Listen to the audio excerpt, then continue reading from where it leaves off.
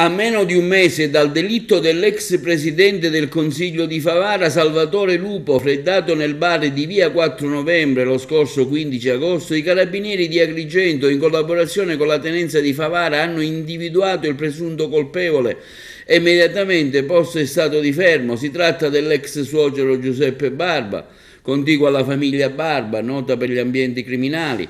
Tra le prove importanti, come scrive il collega Castaldo sulla Sicilia, oggi è stata la prova testimoniale del figlio Calogero Lupo, che afferma: come mio padre aveva problemi solo con il mio nonno Giuseppe, lui è l'unico ad avere voluto la morte di mio padre.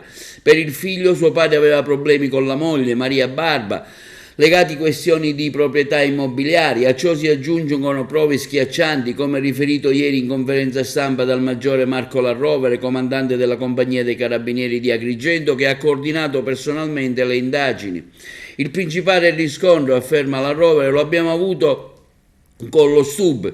L'accertamento continuo alla Rovere è stato già fatto la sera dell'omicidio stesso e sin dall'inizio avevamo inquadrato la diatriba racchiusa nell'alveo familiare.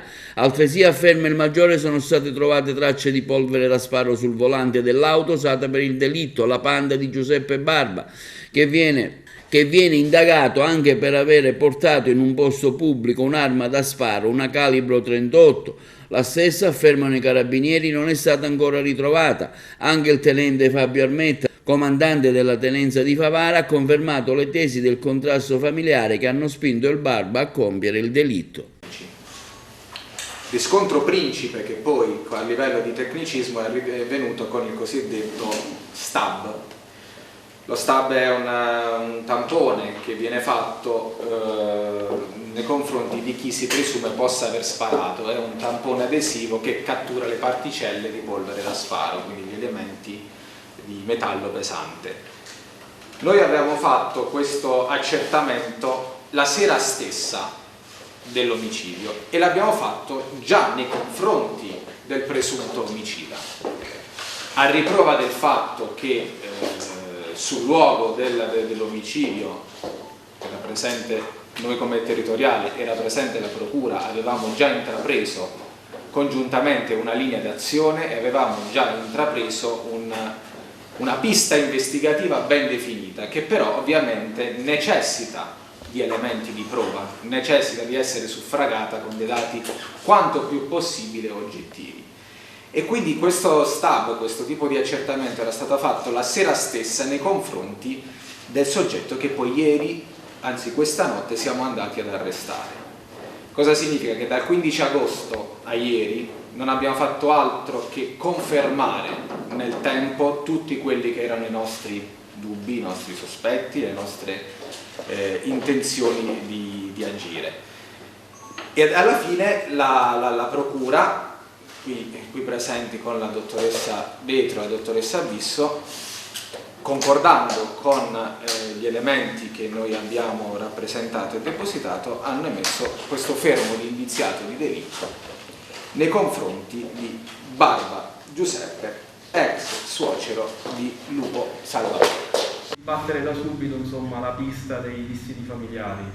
Erano note infatti al comando i contrasti familiari che erano sorti in seno alla famiglia Lupo Barba, scaturiti dalla separazione della vittima Lupo Salvatore dall'ex moglie.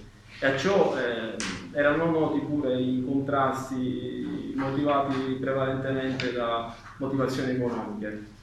Per cui, insomma, sin da subito si è battuta quella pista dei contrasti familiari e ciò ha consentito di raccogliere, come diceva il signor Colonnello, i primi importanti riscontri tecnici, procedendo al tamponamento tramite stupo del sospettato Barba Giuseppe.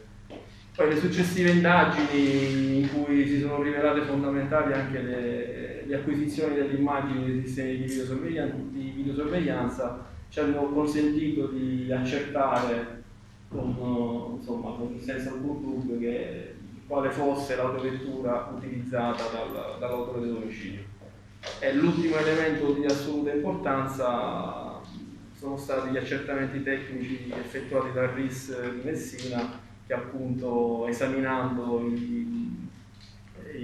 subito i tamponi fatti nell'immediatezza sul sospettato hanno appurato che sull'autovettura, che avevamo già notato dai sistemi di videosorveglianza, erano presenti particelle di polvere da sparo compatibili appunto. La macchina del fermato è una Fiat Panda che sapevamo già essere in uso al sospettato, e poi abbiamo avuto un importante riscontro di vederla dalle videosorveglianze presenti anche in prossimità dell'esercizio del bar in cui si è consumato l'omicidio.